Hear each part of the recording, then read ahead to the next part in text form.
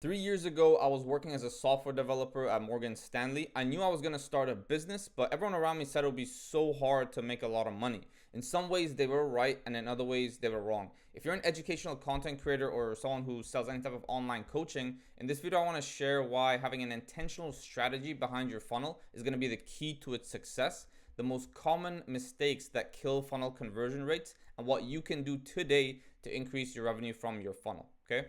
My name is Ben Pilton and I run CreatorFlood.com, a growth partner company that has generated over 304,000 US dollars in the past 6 months, and we won school games while we were at it.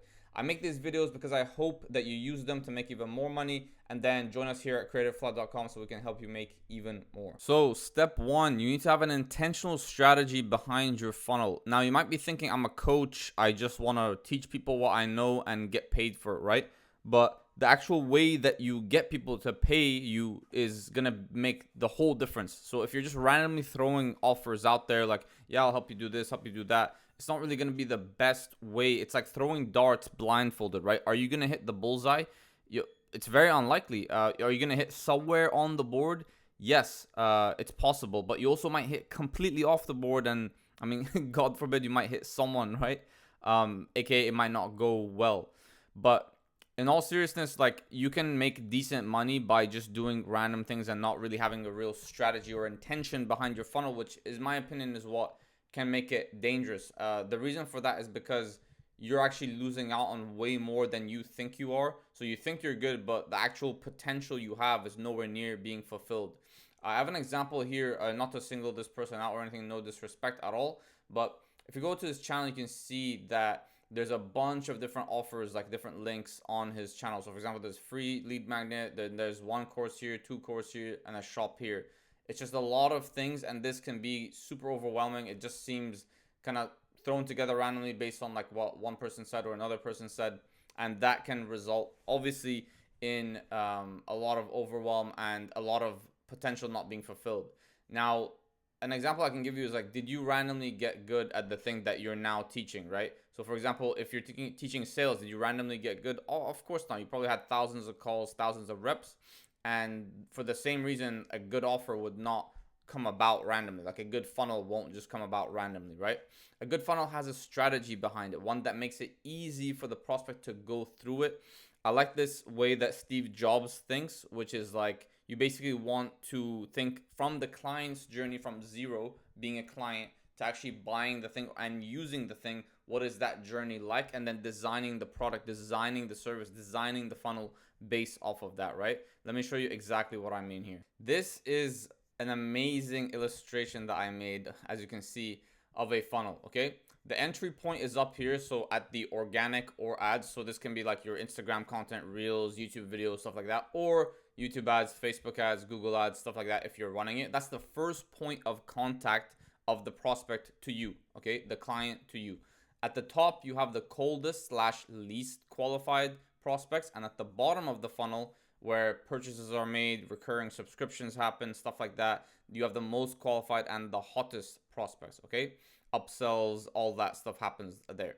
Now, throughout the funnel, you have more consumption of your content, you have emails sent out, you have ads, you have nurturing, maybe you have a community, stuff like that, throughout the funnel to get them warmer and warmer and hotter to eventually sell them. Maybe you even maybe even sell small things throughout, okay?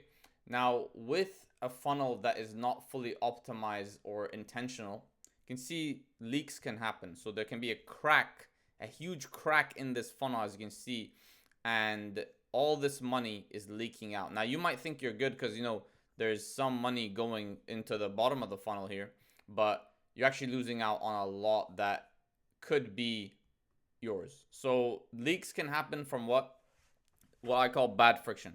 Slow loading times on pages. Nowadays, if people click off things so quickly because their attention spans are lower in general, okay? So if your landing page does not load fast, if it's not optimized, then someone's going to land on it and then just click away straight away if it's taking too long. Okay. Real quick, I want to audit your funnel completely for free and give you the biggest leverage items that you can do today to start making more revenue. If you're interested, just click the first link in the description, book a call, and let's have a chat. Non-qualifying questions. If you ask people in a form a question that is not going to help qualify them and it's just irrelevant, then this is not going to help either. People will not fill out the form fully, and in general, the more questions you have, the less people fill it out. But if you have good qualifying questions, then it's fine. Now, if you have multiple links in your bio on Instagram, you have a link tree or something like that, again, this is going to add way more friction, which is not good, because you want everyone to go down a smooth path, which I'm going to show you another beautiful diagram as well. And also having multiple offers. If you have, I'm not talking about like upsells and downsells for the same niche. I'm talking about like on a parallel niche or a different niche, you start making offers to them, or you start making a completely different target audience an offer. Like, this will just cause confusion for your main target audience, and it's not gonna help. In general, multiple forks in the road in any sense, okay, that you can apply this general rule. If there's multiple forks in the road which do not help the prospect, then it's gonna be harder to get to the destination, which is making that purchase and them essentially getting the help that they need, right? Now, a good strategy funnel.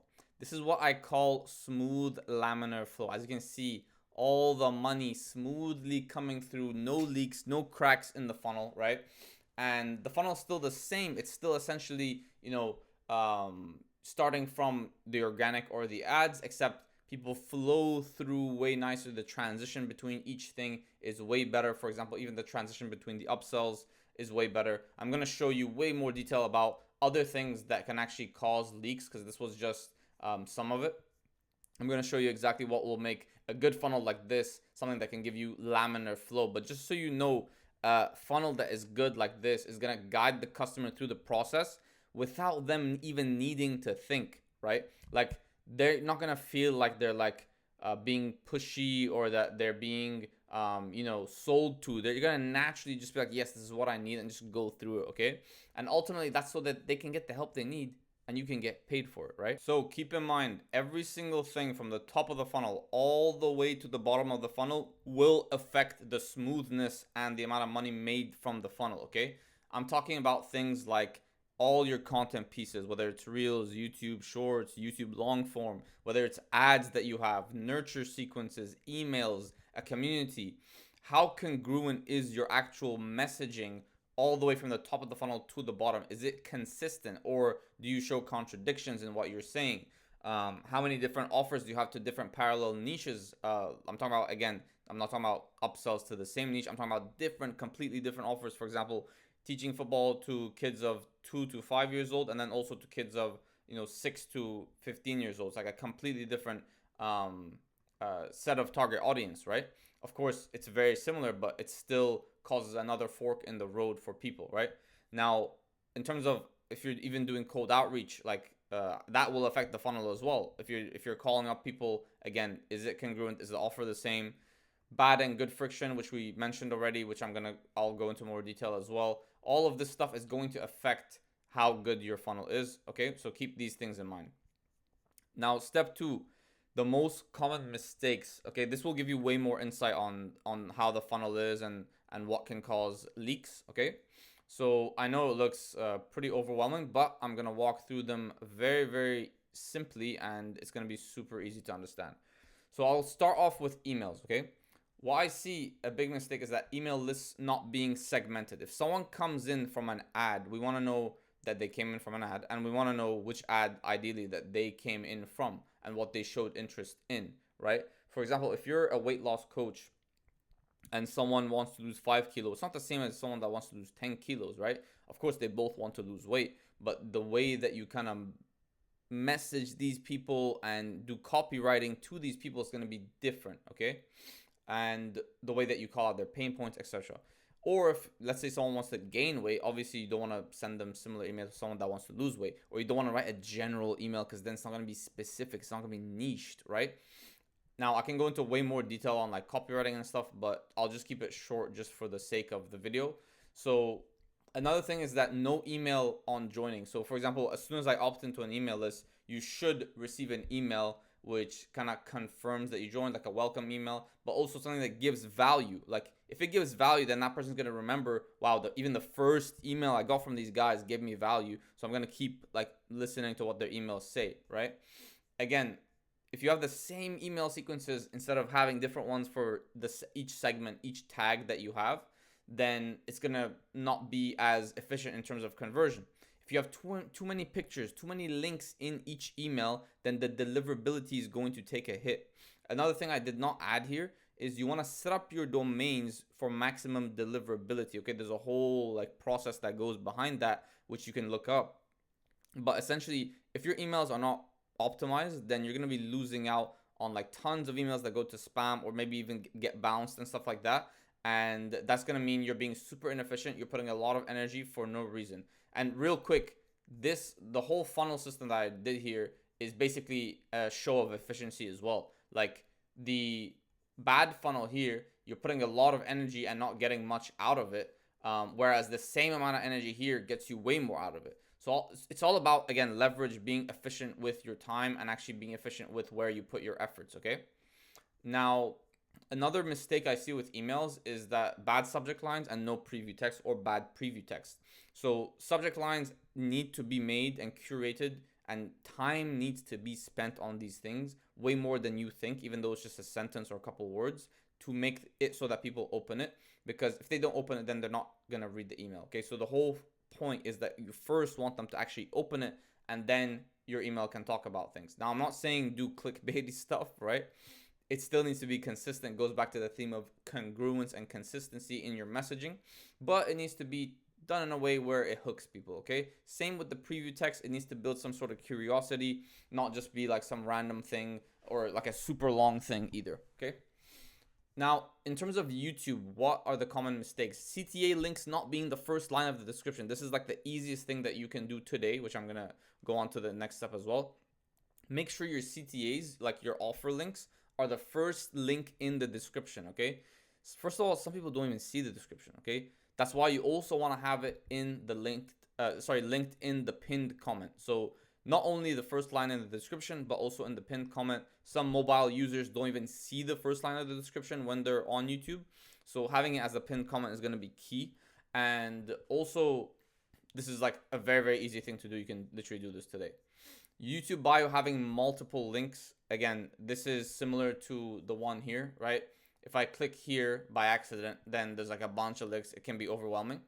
But that's why if you just had this one, then this other part which says and 5 more wouldn't show up. Like, for example, if I just click this, it just opens the lead magnet page, right? Now, the main offer CTA as well should always be the first link if you have to have multiple. If for whatever reason you have to have multiple links, then make sure your main offer is the first link that always shows up on everything, okay?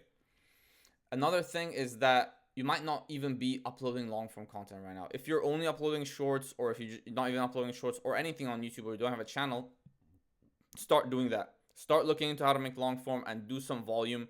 That's pretty much what I'm doing now, just full transparency. I'm just trying to pump out as much volume as I can, so I can get reps in and I can get better. And it's just knowing that long form is the key to building a long lasting brand and getting people to like consume as much content from you as possible. Okay, so if you're not doing long form, 100% do that. Obviously give value, right? Content not actually targeting the audience correctly. So I'm talking about the title, the thumbnail, the calls to action, and the intro. The intro is especially important because it's kind of like a double whammy. If your intro is not nailed in the sense of actually being a hook, then it's not going to be good. But then it also needs to be hooked specific to your target audience, okay? And it also needs to be in line with the title and thumbnail. So it's actually a triple whammy.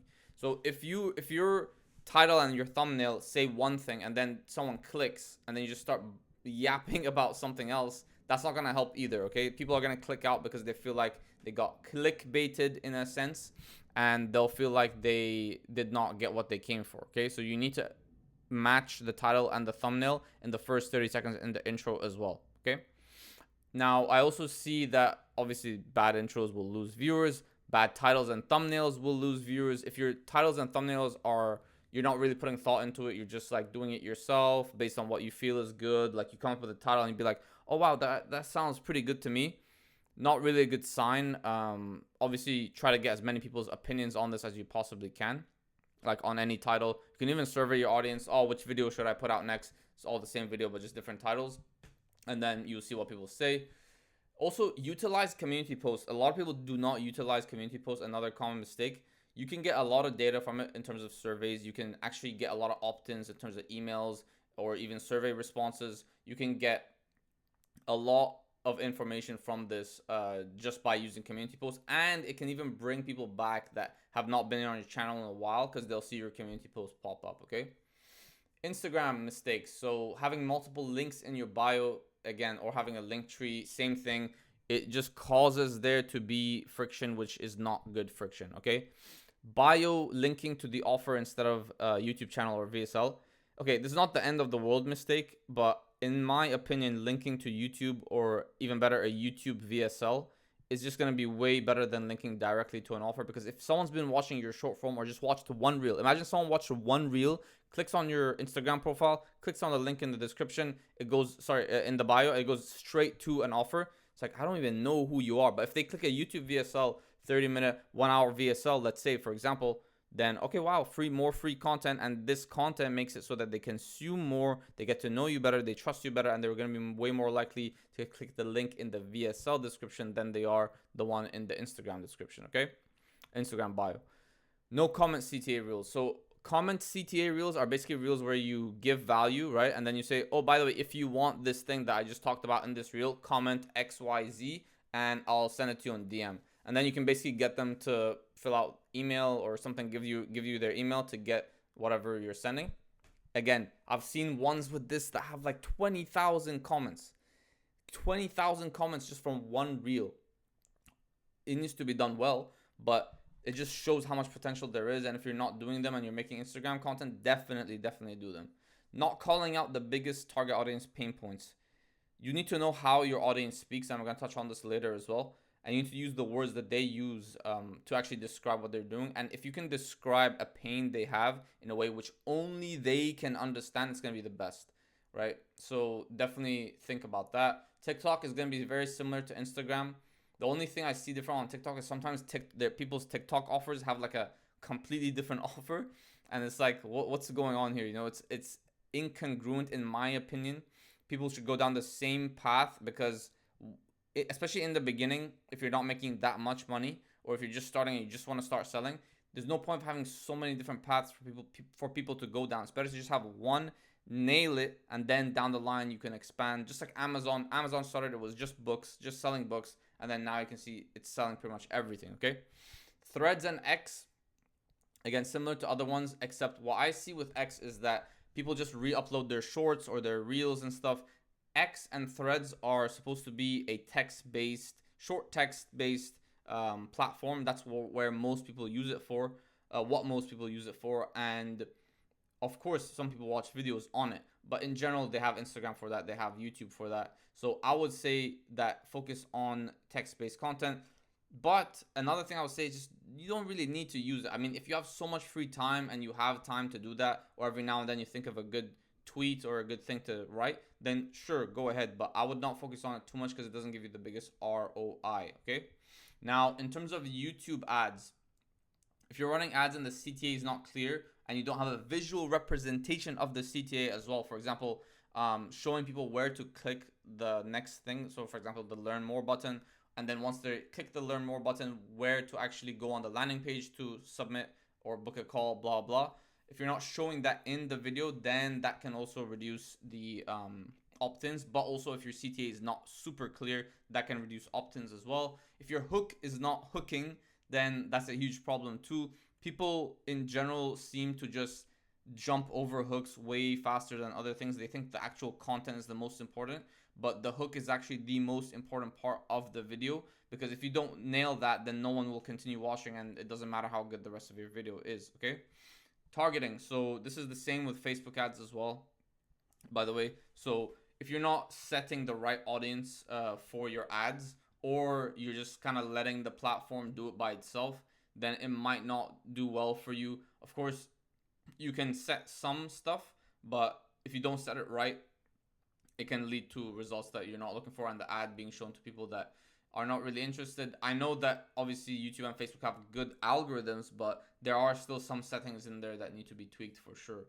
Using a super low budget or the minimum budget, I would say there's no point of this. Just increase it a little bit and you can get results faster, and then you can make changes to your strategy faster. It's just going to be a waste of time otherwise.